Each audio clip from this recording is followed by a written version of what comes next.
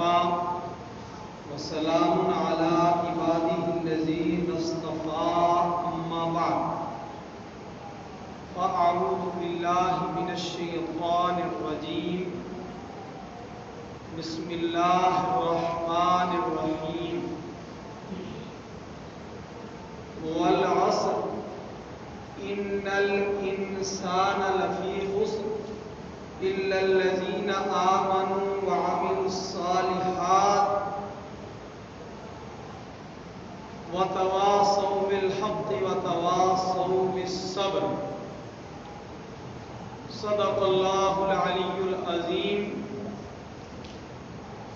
اللهم صل على محمد وعلى آل محمد كما صليت على إبراهيم وعلى آل إبراهيم إنك حميد مجيد اللهم بارك على محمد وعلى آل محمد كما باركت على إبراهيم وعلى آل إبراهيم إنك حميد مجيد اللهم صل على سيدنا محمد وعلى آل سيدنا محمد وأصحاب سيدنا محمد وبارك وسلم يا رب صل وسلم دائما أبدا على حبيبك خير الخلق كلهم.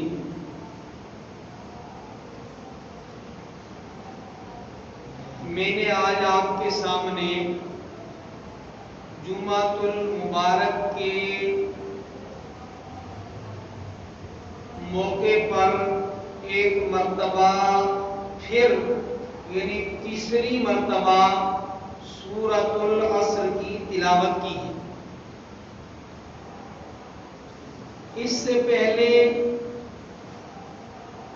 دو موقع پر اسی سورہ مبارکہ کی روشنی میں کچھ عرض کی تھی. ہر انسان کامیابی کا متمنی ہے، یعنی ہر انسان یہ چاہتا ہے کہ میں کامیاب ہو جاؤں، اور ہر انسان نامرادی، ناکامی، نقصان اور گھاٹے سے بچنا چاہتا ہے. اللہ رب العالمین نے قسم کھا کر کے تاکید کے ساتھ فرمایا کہ انسان خسارے میں ہے، نقصان میں ہے، گھاٹے میں ہے، ناکام و نامراد ہے، مگر چار قسم کے لوگ، چار اعمال والے لوگ وہ کامیاب ہیں. چار خصوصیات کو اپنانے والے لوگ کامیاب ہیں. ان میں پہلی خصوصیت تھی آمن، جو ایمان لے آئے. لیکن یاد رکھیں صرف ایمان لا کر ہی کامیاب نہیں ہو جائیں گے، بلکہ ایمان لانے کے بعد اعمال صالحہ بھی کرنے کامیابی کے لیے ضروری ہے. اور ایمان و عمل کو اختیار کر کے بس وہیں جو ہے رک جانا کامیابی کی ضمانت نہیں، بلکہ اس کے ساتھ دو اور شرائط ہیں، وَتَوَاصَوْا بِالْحَقِّ وَتَوَاصَوْا بِالصَّبْرِ، کہ وہ حق کی ایک دوسرے کو تلقین کرتے رہیں اور راہ حق میں وہ ثابت قدم رہیں. حضور اکرم صلی اللہ علیہ وسلم کے ذریعے جو شریعت مطہرہ ہمیں نصیب ہوئی، اس شریعت کے اندر کہا جاتا ہے الامر بالمعروف والنہی عن المنکر، کہ اچھے کاموں کا لوگوں کو کہنا اور برے کاموں سے رکنا، اس کو کہتے ہیں وَتَوَاصَوْا بِالْحَقِّ وَتَوَاصَوْا بِالصَّبْرِ.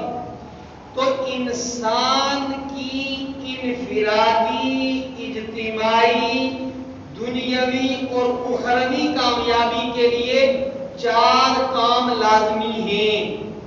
پھر سنیں، یاد کریں، انسان کی انفرادی، اجتماعی، دنیاوی، اخروی کامیابی کے لیے 4 کام لازمی ہیں۔ قرآن حکیم کی تعلیمات مقدسہ کے مطابق، اللہ رب العالمین کے فرمان مبارکہ کے مطابق، نمبر 1 ایمان لانا، نمبر 2 اعمال صالحہ اختیار کرنا، نمبر 3 نیکیوں کا ایک دوسرے کو حکم دینا، اور نمبر 4 صبر کرنا، نیک کاموں پر جم جانا اور برے کاموں سے خود رکنا اور دوسروں کو روکنا۔ حضور اکرم صلی اللہ تعالی علیہ وسلم پر وہی ایک عرصہ بند ہو گئی اول زمانے میں، اور اس طویل مدت کے بعد جو دوسری وحی نازل ہوئی وہ وحی تھی، یا ایھا المدثر قم فانذر وربک فکبر، یا دوسری روایت کے مطابق یا ایھا المزمل قم اللیل الا قلیلا،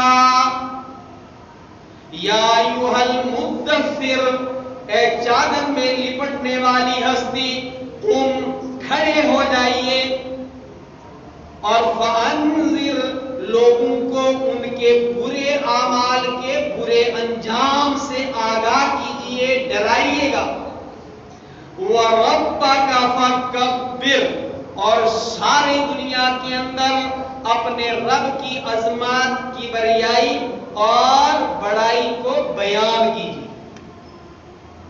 دعوت الی الحق، چنانچہ جب قرآن حکیم کی یہ آیت مبارکہ نازل ہوئی، وَأَنذِرْ عَشِيرَتَكَ الْأَقْرَبِينَ، اے نبی صلی اللہ علیہ وسلم، آپ اپنے اقربا کو، اپنے متعلقین کو، اپنے رشتہ داروں کو، فَأَنذِرْ، آپ انہیں ڈرائیے اعمال بد کے برے انجام سے۔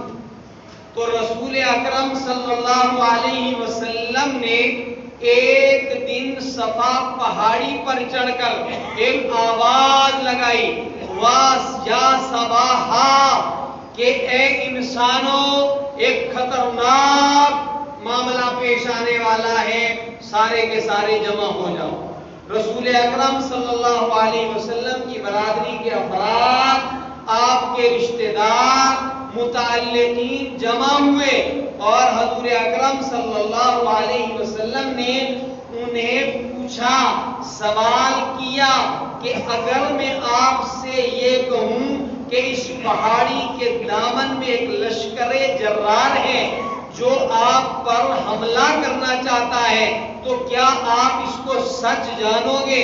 حضور اکرم صلی اللہ علیہ وسلم کی صداقت کا ظہور نبوت سے پہلے عرب معاشرے کے اندر سکہ جم چکا تھا، آپ کا لقب امین اور صادق تھا ان لوگوں کے درمیان جو لوگ ابھی آپ سے ناآشنا تھے، ناواقف تھے، جن کے سامنے ابھی نبوت کا اظہار نہیں ہوا تھا، اعلان نبوت نہیں ہوا تھا، جس سماج کے درمیان، جس معاشرے کے درمیان حضور اکرم صلی اللہ علیہ وسلم نے اپنا بچپن گزارا تھا، اپنی جوانی گزاری تھی، وہ آپ کے کردار سے بخوبی واقف تھے، اور اس واقفیت کی بنیاد پر رسول اکرم صلی اللہ علیہ وسلم کا لقب انہوں نے رکھا تھا کہ آپ سچے ہیں، آپ پر ہمارا جو تجربہ ہے، ہم نے جو آپ کے متعلق مشاہدہ کیا ہے، اس میں صداقت ٹپکتی ہے، ہم آپ کی سچائی کے، آپ کی امانت داری کے، آپ کی بلند کرداری کے گواہ ہیں، شاہد ہیں، اس پر ہمارا یقین ہے۔ تو فرمایا کہ اگر آپ ایسا فرمائیں گے تو ہم نے تو آپ کو سچا ہی پایا ہے۔ اب یہ تمہید باندھنے کے بعد حضور اکرم صلی اللہ علیہ وسلم نے ان سے کہا کہ میں تمہیں ایک دردناک عذاب سے ڈراتا ہوں. جب آپ صلی اللہ علیہ وسلم نے یہ فرمایا تو یہ عجیب معاملہ ہے. یہ قدم قدم بلائیں، یہ سواد کوئے جانا، جسے ہو زندگی پیاری وہ یہیں سے لوٹ جائے. ابھی چند لمحے جو کہہ رہے تھے آپ سچے ہیں، آپ ایمانت دار ہیں، آپ کی جوانی آپ کی ایمانت داری پر گواہ ہے، آپ کی جوانی آپ کی صداقت کی گواہ ہے. جو ہی اعلان حق کیا نبی اکرم صلی اللہ علیہ وسلم نے، ان کے سامنے فوراً ان کا لیڈر ابو لہب اور حضور اکرم صلی اللہ علیہ وسلم کا چچا کھڑا ہو گیا اور فرمانے لگا کہ اسی لیے تو نے ہمیں بلایا تھا. بدعائیہ جملے رسول اکرم صلی اللہ علیہ وسلم کے لیے فرمائے. یاد رکھیں قرآن نے کامیابی کے لیے تیسری اور چوتھی بات کیا کہی تھی؟ وَتَوَاصَوْا بِالْحَقِّ، کہ حق کی تبلیغ کریں، لیکن ساتھ میں کہہ دیا تھا وَتَوَاصَوْا بِالصَّبْرِ. جب آپ حق کا علم لے کر کے نکلیں گے تو آپ کے راہ میں کانٹے بچھائے جائیں گے، آپ کو جھٹلایا جائے گا، آپ کی بات کو روکا جائے گا. اس وقت آپ نے استقامت دکھانی.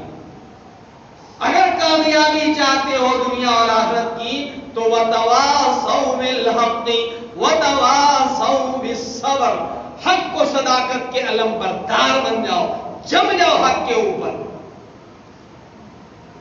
چنانچہ حضور اکرم صلی اللہ علیہ وسلم کے زمانہ جاہلیت کے، یعنی ابو بکر کا زمانہ جاہلیت تھا، عرب کا زمانہ جاہلیت تھا، تو زمانہ جاہلیت کے نبی اکرم صلی اللہ علیہ وسلم کے سیدنا حضرت ابو بکر صدیق رضی اللہ تعالیٰ عنہ دوست تھے. ایک دن حضرت صدیق اکبر رضی اللہ تعالیٰ عنہ رسول اکرم صلی اللہ علیہ وسلم کی خدمت مبارکہ میں حاضر ہوئے اور عرض کی یا ابا القاسم. ابو القاسم نبی اکرم صلی اللہ علیہ وسلم کی کنیت تھی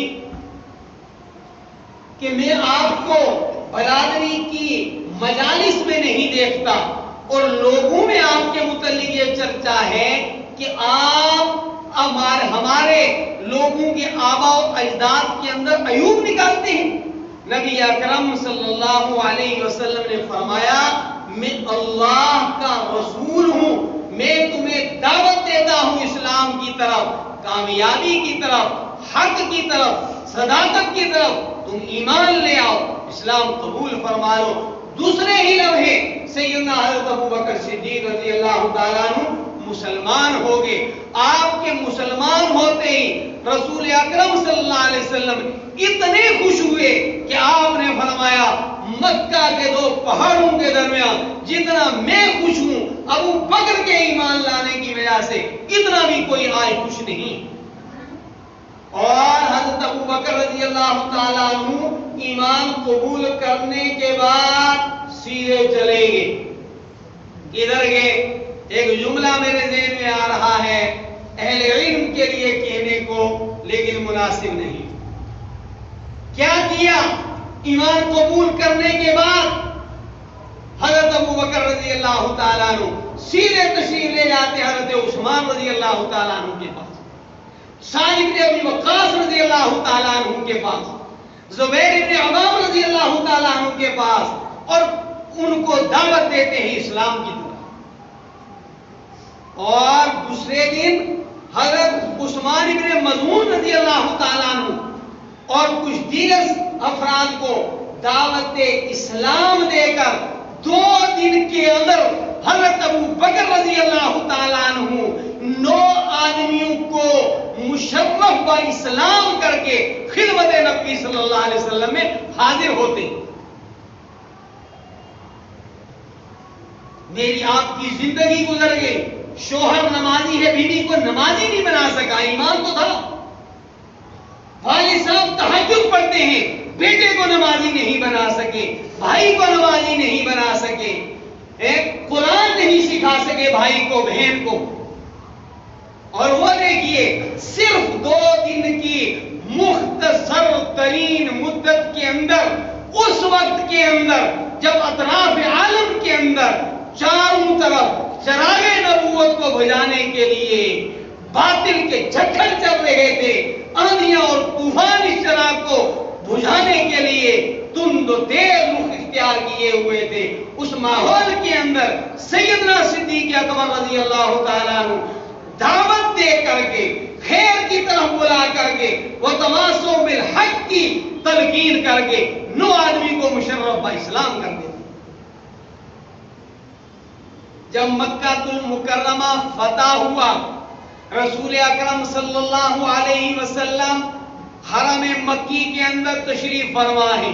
سیدنا حضرت ابوبکر صدیق رضی اللہ تعالیٰ عنہ اپنے والد ابو قحافہ کا ہاتھ پکڑے ہوئے خدمت نبی صلی اللہ علیہ وسلم میں حاضر ہوتے۔ رسول اکرم صلی اللہ علیہ وسلم نے فرمایا کہ آپ نے ان بزرگوار کو گھر میں کیوں نہیں رہنے دیا، میں ان کی خدمت میں حاضر ہوتا۔ احترام کے تقاضے اور محبت بھرا انداز، رسول اکرم صلی اللہ علیہ وسلم نے یہ نہیں فرمایا اس مشرک بڈھے کو کیوں میرے پاس لے آئے، آپ نے فرمایا ابو بکر ابو قحافہ بزرگ آدمی تھے، آپ ان کو کیوں یہاں لائے، میں ہی ان کے پاس گھر حاضر ہوتا۔ فرمایا حضرت ابو بکر رضی اللہ تعالیٰ عنہ نے، چونکہ یہ وہ لوگ تھے جو ہر چیز کے اوپر رسول اکرم صلی اللہ علیہ وسلم کو ترجیح دیتے تھے، ان کی نگاہوں میں اللہ کے رسول سے بڑھ کر کوئی عزت والا نہیں تھا، کوئی احترام اور توقیر کا مستحق نہیں تھا۔ یہ وہ تھے جو کہتے تھے فداہ ابی و امی و نفسی و کل شیء عندی، میں میرے ماں باپ اور ہر چیز جس کا میں مالک ہوں وہ مشن نبوت پر قربان ہے۔ حضرت ابو بکر رضی اللہ تعالیٰ عنہ نے فرمایا یا رسول اللہ صلی اللہ علیہ وسلم، یہ زیادہ اس بات کے حقدار تھے کہ یہ آپ کی خدمت کے اندر حاضر ہوں۔ اس کے بعد رسول اکرم صلی اللہ علیہ وسلم نے ابو قحافہ حضرت ابو بکر کے والد مکرم، والد بزرگوار کو سامنے بٹھایا، سینہ مبارک پر ہاتھ رکھا اور فرمایا ابو قحافہ اسلام قبول کر لو۔ اسی لمحے انہوں نے اسلام قبول کر لیا۔ رسول اکرم صلی اللہ علیہ وسلم کا ایک خادم یہودی تھا، یہودی لڑکا، کانا غلام یہودی، وہ آپ صلی اللہ علیہ وسلم کی خدمت کیا کرتا تھا۔ دیکھو جو معاشرتی تعلقات ہیں وہ جماعتوں کی بنیاد پر، وہ طبقات کی بنیاد پر کوئی درمیان میں جو ہے حائل نہیں ہوتے، انسانیت خود ایک بڑی جو ہے وہ خوبی ہے۔ تو یہ یہودی نوجوان حضور اکرم صلی اللہ علیہ وسلم کی خدمت کیا کرتا تھا۔ ایک دن کسی نے رسول اکرم صلی اللہ علیہ وسلم کو بتایا کہ یا رسول اللہ صلی اللہ علیہ وسلم، وہ آپ کا یہودی خادم نوجوان بیمار ہے۔ حضور اکرم صلی اللہ علیہ وسلم اس کے پاس تشریف لے گئے اور جا کر کے اس یہودی غلام کے سرہانے بیٹھے۔ یہ امام الانبیاء ہے، یہ کائنات انسانی کی افضل ترین ہستی ہے، اور ایک یہودی نوجوان خادم کی خدمت میں جو ہے آپ صلی اللہ علیہ وسلم اس کی عیادت کے لیے پہنچتے۔ کیا احترام تھا انسانیت کا امام الانبیاء صلی اللہ علیہ وسلم کے یہاں۔ چنانچہ آپ اس کے سر کے پاس بیٹھے اور آپ کو محسوس ہوا کہ شاید اس کی زندگی کے آخری لمحات ہیں، تو آپ صلی اللہ علیہ وسلم نے اس موقع پر اس نوجوان بچے کو دعوت دی۔ میں یہ بتانے کے لیے یہ واقعات بیان کر رہا ہوں کہ ہم پر کتنا لازم ہے اچھے کاموں کی طرف لوگوں کو بلانا۔ آپ صلی اللہ علیہ وسلم نے فرمایا بیٹا اسلام قبول کر لو۔ اس نوجوان نے اپنے یہودی والد کی طرف دیکھا اور والد نے کہا اپنے یہودی بیٹے کو اطیع ابا القاسم کہ تم نبی صلی اللہ علیہ وسلم کی بات کو مان لو. دوسرے ہی لمحے بچے نے کلمہ پڑھ لیا. حضور اکرم صلی اللہ علیہ وسلم نے فرمایا تمام تعریفیں اس ذات پاک کے لیے ہیں جس نے اس بچے کو جہنم سے بچا لیا. اپنا مقصد زندگی سمجھیے. کنتم خیر امت اخرجت للناس تأمرون بالمعروف وتنہون عن المنکر. ہر وہ مومن جس نے کلمہ پڑھا ہے، اے مومن تیری ذمہ داری ہے اور تیرا ایک مقام ہے. کنتم خیر امت، تو بہترین امت ہو. کیوں بہترین امت ہو؟ تمہارے سر کے اوپر خیر امت کا تاج رکھا گیا ہے. مگر کیوں آج اس مقصد کو ہم بھول گئے کہ ہمارا مقام قرآن حکیم نے کیا بیان کیا تھا. فرمایا اخرجت للناس، تم لوگوں کے لیے پیدا کیے گئے ہو، تم لوگوں کی خیر خواہی کے لیے نکالے گئے ہو. آج ہر بندہ یہ سمجھتا ہے کہ مجھے ڈگری اللہ نے اس لیے دی ہے کہ میں اس ڈگری کو للذات اپنے لیے خرچ کروں. للنفس، میں ڈگری کو، عہدے کو، منصب کو، دولت کو، جوانی کو، خواہشات نفس کے لیے شاید اللہ نے مجھے دی ہے. یہ نظریہ غلط ہے، غلط ہے. یہ عہدے، یہ مناصب، یہ دولت ایمان، یہ دولت اسلام، یہ علم، یہ سب اللہ نے اس لیے دیا ہے کہ اپنی اللہ کی عطا کردہ ان صلاحیتوں کے ذریعے انسانوں کو نفع پہنچا. اور انسانوں کو نفع پہنچانا کیسے ہے؟ تأمرون بالمعروف، اچھائی کا حکم دو سماج کے اندر. تم چراغ جلانے آئے تھے، آج تم خود اندھیروں کے اندر بھٹک رہے. تم قائد بن کر آئے تھے، آج تم خود کبھی اس وزیر کے در پہ دھکے کھاتے ہو، کبھی اس ایوان کے اندر جو ہے وہ سر جھکاتے ہو. تم دنیا کو دینے آئے تھے، تمہیں اس لیے نہیں بھیجا تھا، تمہیں بھیکاری بنا کر نہیں بھیجا تھا. اللہ تعالیٰ نے تمہیں تو تقسیم خیر کرنے والا بنا کر بھیجا تھا، تمہیں قائد بنا کر بھیجا تھا. چنانچہ مقصد ایک مومن کی زندگی کا کیا ہے؟ تأمرون بالمعروف، وہ اچھائیوں کا انسانوں کو حکم دے اور برائیوں سے انسانوں کو روکے. شراب سے روکے، ظلم سے روکے، جہالت سے روکے، چراغ علم روشن کرے. چونکہ وقت اتنا قلیل ہے اور مواد اچھا خاصا ہے، آخری ایک بات سنا رہا ہوں کہ ہمیں خیر کا کام کرنا کتنا ضروری ہے. علقمہ ابن سعید رضی اللہ تعالیٰ عنہ ایک صحابی ہیں، وہ فرماتے ہیں کہ رسول اکرم صلی اللہ علیہ وسلم نے ایک دن خطاب فرمایا.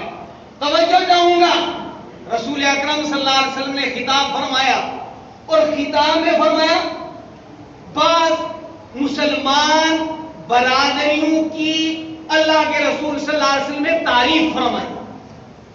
تعریف فرمانے کے بعد فرمایا ما بال اقوام، کیا ہو گیا ہے لوگوں کو کہ وہ اپنے پڑوسیوں کے اندر سمجھداری پیدا نہیں کرتے. کیا ہو گیا ہے لوگوں کو، وہ اپنے پڑوسیوں کو علم نہیں سکھاتے.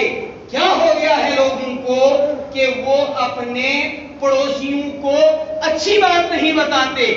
اور دوسرے لمحے فرمایا کہ کیا ہو گیا ہے کچھ لوگوں کو، وہ اپنے پڑوسیوں سے دین کی سمجھ نہیں اپنے اندر سیکھتے، علم نہیں سیکھتے، ان کی نصیحت کو قبول نہیں کرتے. اور اس کے بعد فرمایا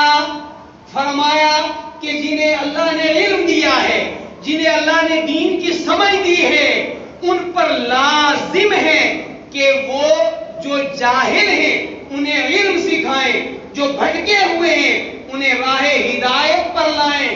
اور اگر یہ ایسا نہیں کریں گے، الفاظ نقل کر رہا ہوں، حضرت رسول اکرم صلی اللہ علیہ وسلم کے. فرمایا علم والے اگر بے علموں کو علم نہیں سکھائیں گے، اگر سمجھداری والے دوسروں کو نہیں سمجھائیں گے، اگر وہ لوگ جو نصیحت کرنے کی پوزیشن میں ہیں وہ علم و عقل سے، ایمان سے محروم لوگوں کو نصیحت نہیں کریں گے، فرمایا لَوْعَاجِلَنَّهُمُ الْعُقُوبَةَ، میں دنیا ہی کے اندر انہیں سزا دوں گا. یہ خطاب سننے کے بعد مجمع باہر نکلا، گفتگو شروع ہوئی تو بعض لوگوں نے کہا کہ اشعری قبیلے کے لوگ علم والے ہیں، صلاحیت والے ہیں، دین کی سمجھ رکھتے ہیں، شاید ان کی نبی اکرم صلی اللہ علیہ وسلم نے تعریف فرمائی ہے اور انہی کے متعلق یہ کہا ہے کہ اگر وہ دوسروں کو علم نہیں سکھاتے لَوْعَاجِلَنَّهُمُ الْعُقُوبَةَ، تو میں دنیا ہی کے اندر ان کو سزا دوں گا.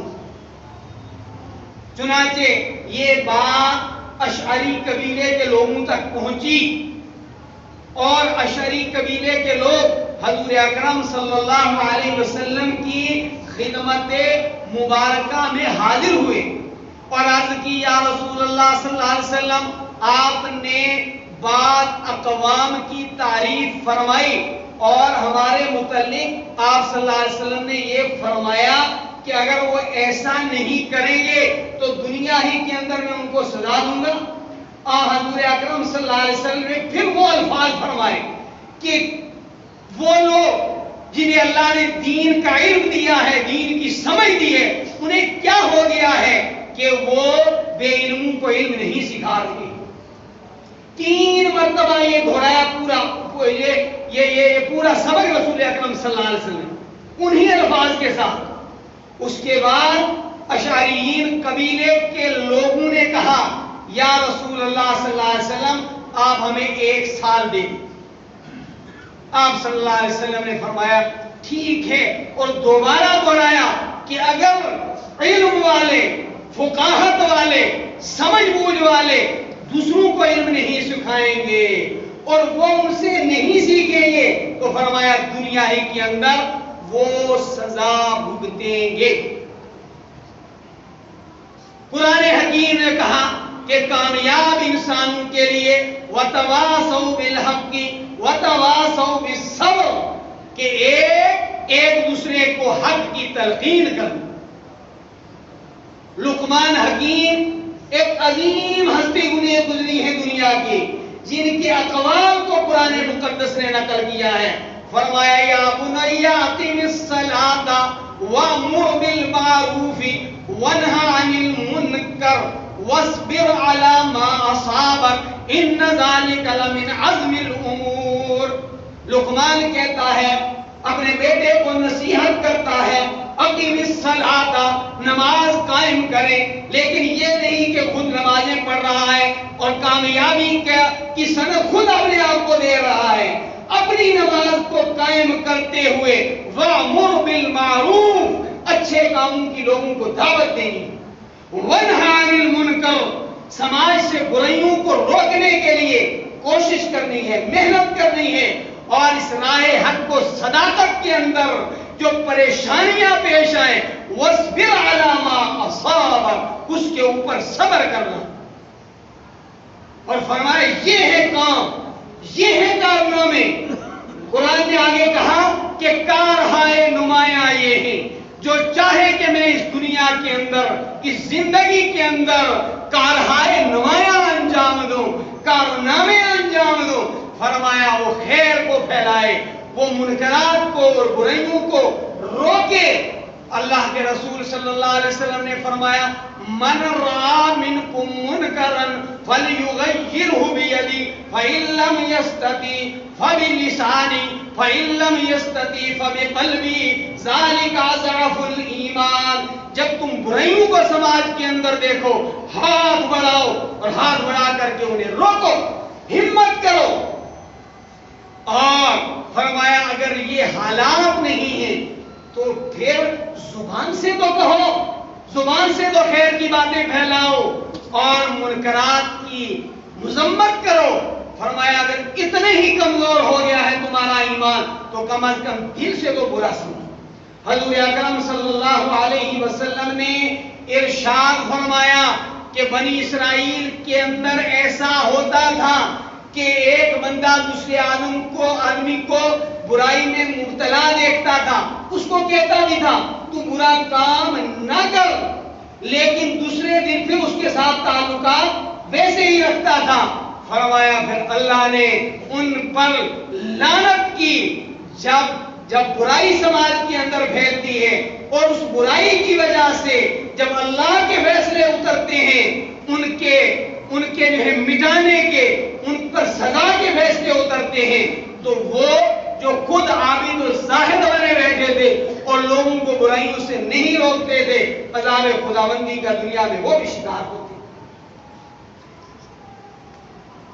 انسان کی کامیابی کے لیے قرآن نے 4 نسخے بتائے، پورا نسخہ استعمال کرو گے تو کامیاب ہو۔ اللہ پر ایمان کے تقاضوں کے ساتھ، ایمان کے لوازمات کے ساتھ، اعمال صالحہ اور سماج کے اندر خیر کو عام کرنا، اچھے کاموں کی ایک دوسرے کو دعوت دینا اور برے کاموں سے روکنا۔ وآخر دعوانا الحمدللہ رب العالمین۔